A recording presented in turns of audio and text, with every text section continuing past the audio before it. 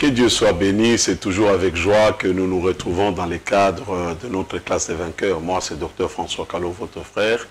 Je crois qu'à travers la classe des vainqueurs, nous arrivons à découvrir ce que nous sommes devenus en Christ.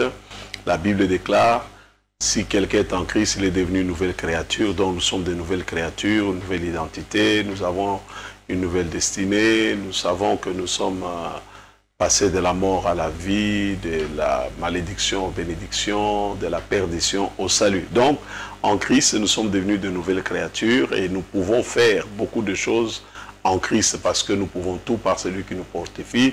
Et Paul pouvait dire, grâce soit rendue à Dieu qui nous amène toujours dans son cortège de victoire en victoire et des lieux, dans tout lieu, il nous fait triompher. Et aussi, nous avons pleinement tout en Christ. Nous avons la paix, nous avons le salut, nous avons de l'avenir, nous avons la grâce, nous avons le pardon, nous avons tout ce dont nous avons besoin pour vivre véritablement notre vie chrétienne et aussi jouer pleinement notre rôle dans ce monde. Nous sommes la lumière de ce monde, nous devons l'éclairer, nous devons guider ce monde vers Christ qui est le salut de l'humanité. C'est très important. Ainsi donc, nous continuons à parler sur la réflexion. La Bible nous dit que la réflexion nous préservera, la réflexion nous sauvera, la réflexion nous permettra de bien vivre. La réflexion, elle est très, très indispensable. Il faut réfléchir, comme le dit l'Écriture dans les livres d'Ecclésiaste, au jour du malheur, réfléchir. Donc, nous devons apprendre à réfléchir afin de pouvoir recadrer nos vies, réorienter nos vies et nous remettre sur le droit chemin. Et nous savons que Christ est ce droit chemin, il est ce bon chemin, les chemins de la paix, les chemins de la vérité, les chemins de l'amour, les chemins de la réconciliation, les chemins du pardon. Christ est véritablement ce chemin dont nous avons besoin, n'est-ce pas, pour vivre en paix dans notre société, pour vivre en harmonie dans nos sociétés, pour vivre en paix dans tout ce que nous faisons et entreprenons. Alors donc, je donnais l'exemple de Zaché, cet homme de petite taille qui avait doubles obstacles à surmonter, mais il a réfléchi et à cause d'une bonne réflexion, il a pu surmonter ces deux obstacles en un coup. Donc c'est très important. Premier obstacle, c'était sa petite taille, il était petit de taille, il ne pouvait pas changer cela. Malgré son désir, malgré sa soif de voir Jésus, il ne pouvait pas changer cela, il était petit de taille. Il y avait d'un côté la foule qui suivait Jésus, il ne pouvait pas la déplacer ou la foule n'allait pas lui laisser les passages parce que lui, c'était Zaché. Il a dû s'humilier. La Bible déclare que c'est lui qui s'abaisse, Dieu l'élèvera. Cet homme s'est abaissé, s'est humilié parce que quand vous réfléchissez bien, vous allez voir que parfois, vous compliquez la vie pour rien. Vous accusez les gens pour rien à cause, peut-être c'est à cause de votre orgueil que vous ne pouvez pas faire certaines choses qui peuvent vous déboucher sur d'autres grandes choses. Vous savez, bien aimé, dans la vie, hein, les grandes choses commencent toujours par les petites choses. Vous savez, un voyage de 1000 km commence toujours par un pas. C'est très important. Donc, à un moment donné, on peut perdre, on peut s'humilier, on peut s'abaisser pour un temps et Dieu nous visite et Dieu nous élève. Voilà Zaché, il va réfléchir sérieusement face à son besoin et face à ces deux obstacles et il va courir, monter sur un sycomore. C'est très important. Vous savez, parfois, l'environnement, Dieu n'a pas nécessairement de changer votre environnement social, politique, économique ou spirituel pour qu'il puisse vous bénir. Lorsque vous remplissez les conditions, vous avez bien réfléchi et vous vous appliquez dans ses voies, dans son plan, dans son agenda, vous vous y impliquez sérieusement. Dieu bénit ce que lui-même a initié et Dieu protège ce que lui-même a commencé. Alors, c'est comme ça que Zaché va monter sur le sycomore et de là, Jésus va le rencontrer et Jésus ira manger chez lui. C'est pour dire que quand nous réfléchissons, il n'y a aucun obstacle de la vie qui peut être insurmontable. Bien-aimés dans le Seigneur, pour ceux qui ont déjà fait Matadi par la voie ferrée, par les rails, par les trains, vous allez comprendre que face à la détermination de l'homme, face à la bonne réflexion, aux bonnes études, des bonnes analyses, l'homme peut tout faire. C'est ainsi qu'ils ont frayé, n'est-ce pas, les passages du train, ils ont taillé la roque, et ces rochers-là, ils ont fait un tunnel, et les trains passaient. Donc, quand vous réfléchissez bien, il n'y a aucun obstacle qui sera insurmontable. Lorsque les deux frères Wright, je pense, qui ont commencé l'histoire de l'avion, n'est-ce pas, ont commencé par réfléchir, ils ont observé les oiseaux, ils se sont dit, bon, l'oiseau vole comme ça, comme ça. Ça leur a pris beaucoup d'années, ils ont essayé, ils ont mis en place, ils ont commencé, personne ne le croyait, mais leur réflexion aujourd'hui, si eux-mêmes revenaient aujourd'hui à la vie, ils seront étonnés. Aujourd'hui, vous avez des avions à la vitesse hypersonique, vous avez des gros porteurs, vous avez des avions terribles, etc., etc. C'est pour vous dire que quand vous réfléchissez aujourd'hui, vous réfléchissez bien, vous pouvez en manger beaucoup de fruits meilleurs demain. Donc, Zaché descend vite et il reçoit Jésus avec joie chez lui. Et donc, c'est pour vous dire qu'il veut aller loin, doit savoir bien réfléchir. C'est très important. Vous prenez les livres de Deutéronome, chapitre 32, les versets 28 et 29, les livres de Deutéronome, vous allez voir que le premier ennemi, n'est-ce pas, des limitations ou de beaucoup de problèmes dans la vie, le premier ennemi, c'est l'ignorance ou le manque de bonnes réflexions, ou le manque de bonnes connaissances, de bonnes informations. Ça, c'est le premier ennemi, n'est-ce pas, du progrès, ce qui limite les vies des gens. Les gens ne peuvent pas s'étendre, ne peuvent pas s'épanouir parce qu'ils ne réfléchissent pas. Ce n'est pas Dr Callot qui le dit. Lisons Deutéronome 32, versets 28 et 29. Il est écrit, « Car c'est une nation dont le projet s'écroule. » Ce n'est pas vrai. Une nation, toute une nation, avec des projets, et leurs projets s'écroulent, échouent, s'arrêtent, ne se réalisent pas. La cause, c'est laquelle? La Bible dit dans Deutéronome 28, 32, verset 28, « Ils sont sans intelligence. Ils ne réfléchissent pas. » Un homme intelligent, c'est celui qui réfléchit avant de s'engager. Il fait des études de faisabilité, il regarde ses moyens, il regarde ses ressources, ses potentialités, avec qui il peut le faire, avec qui il peut marcher, quels sont les atouts des uns des autres, etc., etc. La Bible dit, les projets de cette nation s'échouent, s'estompent, s'écroulent. Pourquoi? Parce qu'ils sont sans intelligence. Et il dit, s'ils étaient sages, le verset 29, ils comprendraient cela, ils seraient intelligents pour leur avenir. Ils vont bien réfléchir par rapport à demain. Ils vont réfléchir, c'est comme ça que vous voyez sous d'autres cieux, ils ont des projets sur le long terme, des projets à court terme, des projets sur 10 ans, des projets sur 5 ans. Ils ont commencé par les études de faisabilité, ils ont étudié les dossiers, ils ont étudié ceci et cela. Et quand ils se passent à la réalisation de leur projet, ils vous disent ce travail sera exécuté en 10 mois. C'est 10 mois chronométré, on vous remet l'ouvrage. Mais chez nous, souvent, on ne réfléchit pas. On commence une histoire sur le fait de la chaleur, sur les émotions. On commence, on saute dans tous les sens, on s'éparpille. Et puis, on dilapide les peu de ressources, les peu de moyens que l'on a. Et puis, on commence à dire, c'est Satan qui m'a appauvri. Donc, frères et sœurs, je suis en train de dire, il faut réfléchir. Les projets s'écroulent par manque d'intérêt. C'est-à-dire, les manques de connaissances dans n'importe quel domaine. Tu dois réfléchir avant de t'engager dans n'importe quel domaine de la vie, dans n'importe quelle discipline. On ne s'y engage pas comme ça. Il faut bien réfléchir, il faut bien étudier. Et vous allez le voir confirmé dans les livres sacrés, parce que la Bible est notre unique livre de référence. Vous savez, je ne me réfère pas à un autre livre ici. Depuis que je commence cette classe de vainqueurs, je vous instruis par rapport à la Bible. Je veux que nous comprenions que la Bible est un livre extraordinaire, c'est un livre miraculeux, c'est un livre phénoménal, et c'est un livre, quand vous le croyez, vous le mettez en pratique, il peut produire des miracles dans votre vie. C'est très important. Et Jésus a eu raison de dire, vous connaîtrez la vérité et la vérité vous affranchira. Quand vous connaissez, cela vous affranchit des erreurs, des mauvaises décisions, des mauvais caractères, des mauvaises attitudes. Cela vous affranchit des pesanteurs du mal, etc., etc. La Bible nous donne un exemple dans Nombre chapitre 13, le verset 1er. Le Seigneur dit à Moïse, Israël est sur le point de percer ou de pénétrer dans la jouissance des promesses de Dieu.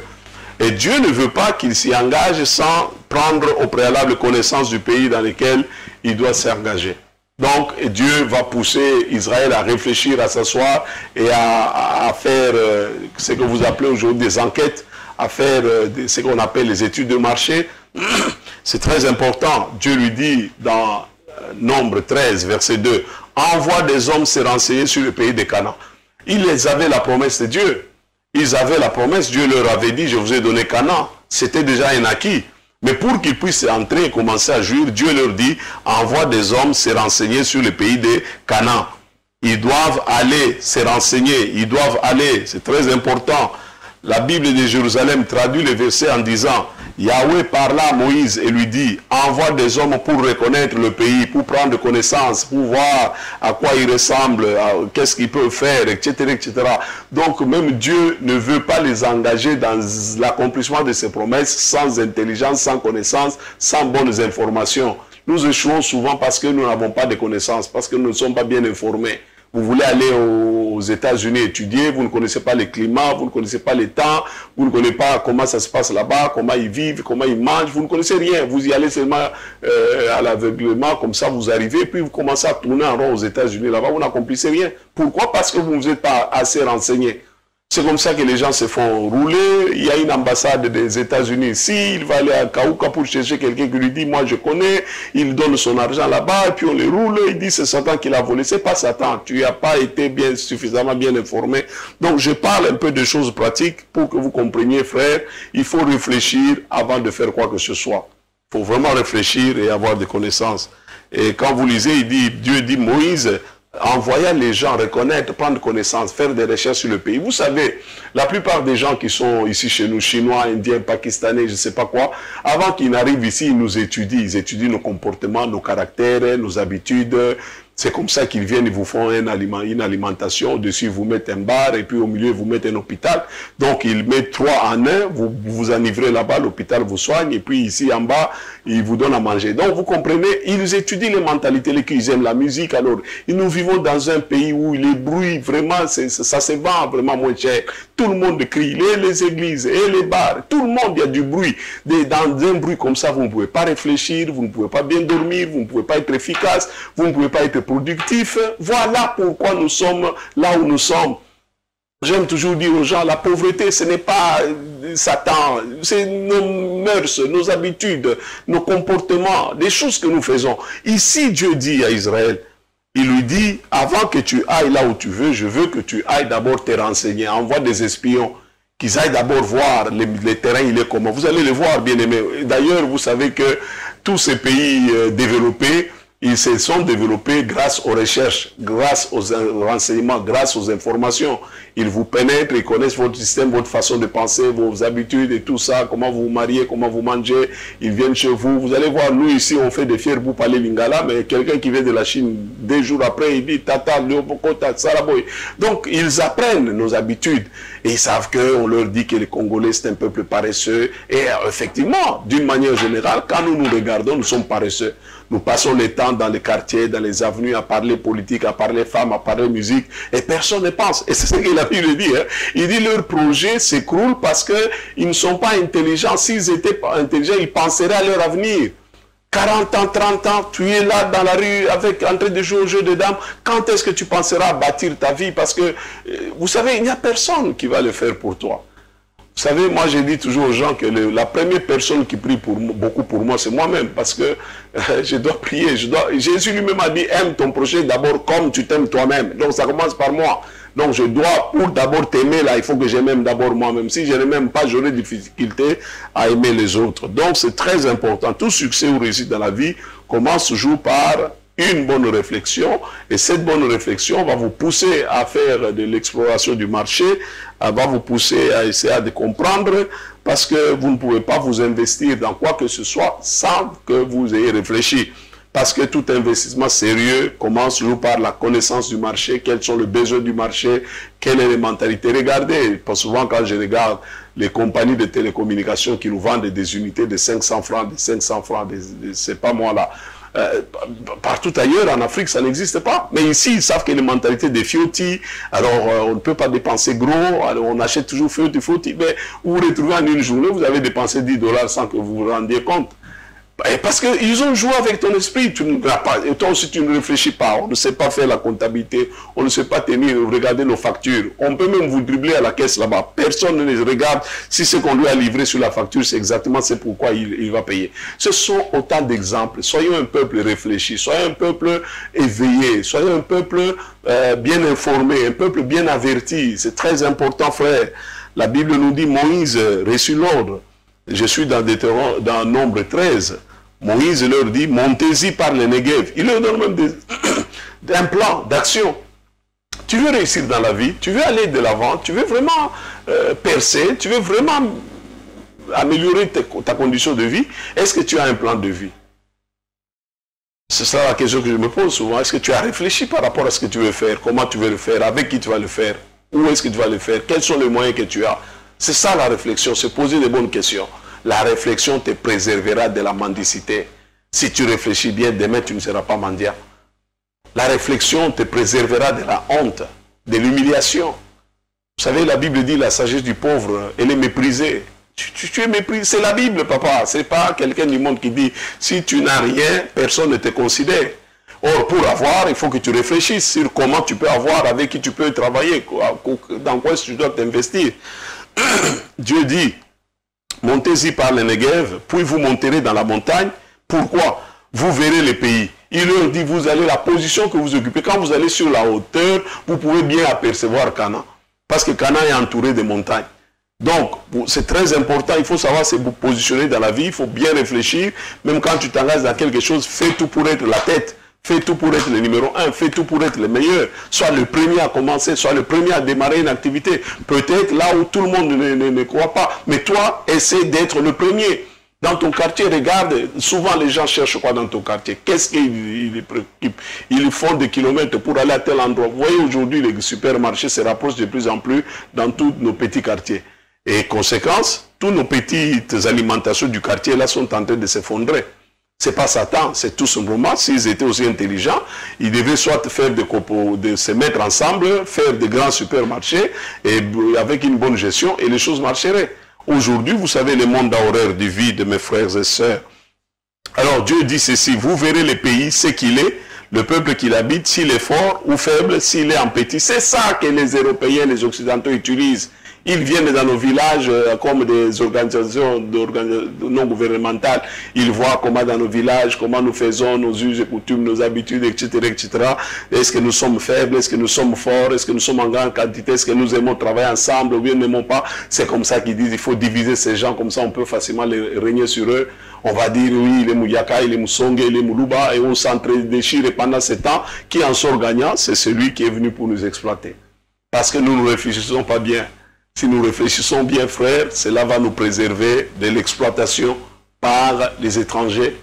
C'est très important. Si nous sommes unis, nous sommes ensemble, nous avons une même vision, nous voulons nous développer ensemble, sans nous exclure, etc., etc. Il dit, c'est que tu vas voir les pays qu'il habite, s'il est bon ou mauvais. C'est que sont les villes où il habite. Vous vous êtes jamais posé la question, un Indien qui vient ici, il quitte chez eux en Inde là-bas, ou un Américain, ou un Japonais, il quitte chez eux là où il fait beau, il vient, il arrive à Kinshasa, il quitte Kinshasa, il va dans un village. C'est qu'il a étudié ce qu'il y a dans ce village avant d'y descendre. C'est comme ça qu'il arrive là-bas, demain il devient riche et il prospère, et puis vous ne pleurez que, vous ne jouissez que de miettes. Pourquoi? Parce que nous ne savons pas comprendre ce que Dieu nous a donné. Nous avons un pays extraordinaire, un pays béni. Mais combien d'entre nous avons-nous suffisamment connaissance de ce pays? Est-ce que nous savons même ce qui est dans notre pays? Est-ce que nous savons quoi en faire? Est-ce que nous savons ce que nous pouvons faire avec ça? Comment nous pouvons rentabiliser cela, etc. etc. Donc c'est très important. C'est que le pays est, s'il est fertile ou pauvre, s'il y a des arbres, mon Dieu. Dieu dit à M. Moïse, qui étaient sur le point d'entrer dans la terre promise. Ils étaient détenteurs de ces Canaan-là. C'était déjà une promesse, c'était un acquis. Mais Dieu leur dit, vous n'y entrez pas comme ça. Prenez d'abord les informations. Comme ça, quand vous arrivez là-bas, vous saurez comment vous comporter, vous saurez déjà quoi faire, etc., etc. Réfléchissons, frères et sœurs, c'est très important. Tu quittes ici, tout le monde veut aller en Europe. Vous ne savez pas, l'Europe, la vie à cause de ce qu'il y a chez vous. Comment vous aimez toujours aller là-bas? Vous souffrez? Et vous arrivez là-bas, ben, je ne connais pas beaucoup d'Africains qui sont dans les pays de blancs là-bas, qui sont vraiment sur 100 personnes, c'est au moins peut-être 3%, ou 3 personnes qui sont bien. Mais les restes, ce sont des manœuvres, ce sont des gens qui souffrent, qui se battent. Alors qu'avec tout ce que nous avons comme intelligence, on peut se mettre ensemble et bâtir un pays plus beau qu'avant et faire des miracles. C'est possible, frère. C'est possible. Sinon, nous allons passer des années, nous allons vieillir, nous allons transmettre à nos enfants toujours des jérémiades, toujours des lamentations. Ils nous ont volés, ils nous ont violés, ils nous ont fait ceci, ils nous ont fait cela. Mais cette souffrance-là, ne nous enseigne rien, elle ne nous enseigne absolument rien. Parce que la Bible dit au jour du malheur souffre. Les Blancs aussi ont souffert. Les Allemands avaient été, les Français étaient vaincus par les Allemands. Mais ça les a poussés à se développer, à sortir de cette... Mais les Chinois, ils ont souffert des Occidentaux. Ils se sont à un moment donné rentrés en eux-mêmes et ils s'en est tirés de l'affaire. Aujourd'hui, on les respecte. Donc l'Afrique peut aussi être respectée si nous, Africains, nous apprenons à réfléchir. C'est très important. La réflexion va nous préserver de l'esclavage, du nouvel esclavage, du néocolonialisme, post-colonialisme, tout ça là. La réflexion. Et la Bible nous dit, c'est très important, il faut que nous puissions connaître. Je vais vous donner un texte. Je vais vous donner un texte intéressant dans les livres sacrés. Vous avez dans Actes chapitre 20, le verset 25. Et maintenant, voici, je ne sais pas, oui, Paul dit, je ne vous ai rien dissimulé. On parle aussi de l'énigme éthiopien. L'énigme éthiopien, et quand vous allez dans 2 Chroniques, chapitre 30, verset 22, je vais bientôt terminer. Dans 2 Chroniques 30, 22, il est écrit, Ézéchias encourage tous les Lévites qui comprennent très bien, qui comprennent, qui ont la compréhension, qui réfléchissent bien. Très bien ce qui concerne le Seigneur. Même pour les choses de Dieu ici, il ne faut pas être insensé, il ne faut pas être irréfléchi. Les gens pensent que quand on devient chrétien, on devient bête, on devient imbécile, on devient stupide. Non, quand on devient chrétien, on devient intelligent, on devient sage, on devient vraiment réfléchi, on est bien renseigné, on est bien informé. N'oubliez pas, nous avons une agence d'information très puissante qui vraiment dans du monde entier, c'est le Saint-Esprit qui est avec nous. Ézéchias parla au cœur de tous les Lévites qui montraient une grande intelligence pour le service du Seigneur. Même pour le service de Dieu, il faut avoir une grande intelligence. C'est extrêmement important, c'est indispensable. Vous ne pouvez pas aller de l'avant, vous ne pouvez pas si vous ne savez pas réfléchir. Or, réfléchir, c'est être intelligent. Réfléchir, c'est avoir de la connaissance. Réfléchir, c'est être sage. C'est très important. Si nous faisons ces choses, nos vies seront meilleures, nos vies seront épanouies et nos vies seront un témoignage. La Bible déclare, il nous a appelés des ténèbres à son admirable lumière afin que nous annoncions les oracles de l'Éternel, les choses merveilleuses de l'Éternel. Donc par nos vies, nous pouvons communiquer la puissance de Dieu, la grandeur de Dieu, l'amour de Dieu, tout ce que vous voulez. Nous pouvons créer, nous pouvons inventer, nous pouvons faire des choses extraordinaires. Voilà pourquoi nous devons être sages, nous devons bien réfléchir, parce que la réflexion nous élargira. 1 Roi 4, 29, 1 Roi 4, 29, Dieu donna à Salomon de la sagesse et une très grande intelligence et de connaissances étendues. Dieu a donné à Salomon 3 choses. Primo, la sagesse. Secundo, une très grande intelligence. Tertio, il lui a donné des connaissances étendues. Un homme fait, un homme complet, ne doit pas manquer ces 3 choses. Et Dieu les donne. La Bible déclare, Dieu les donne. À telle enseigne que la sagesse de Salomon surpassait la sagesse de tous les fils de l'Orient. Quand on parle de l'Orient, c'est la magie, l'occultisme, tout ça là. Nous avons Dieu, nous avons le Saint-Esprit avec nous. Et la Bible dit, il était plus sage qu'aucun homme. Il était un homme bien correct, un homme juste, un homme équilibré, un homme équitable. Il était un homme droit. Ce sont ces choses que nous devons cultiver, nous aussi aujourd'hui, afin que la Bible dit sa renommée était répandue parmi toutes les nations environnantes. Il a prononcé 3000 proverbes et ses chants sont au nombre de 1500. Parce qu'il avait reçu la sagesse, une très grande intelligence et de vastes connaissances. Que Dieu vous bénisse encore une fois de plus. Merci pour vos prières. Amen.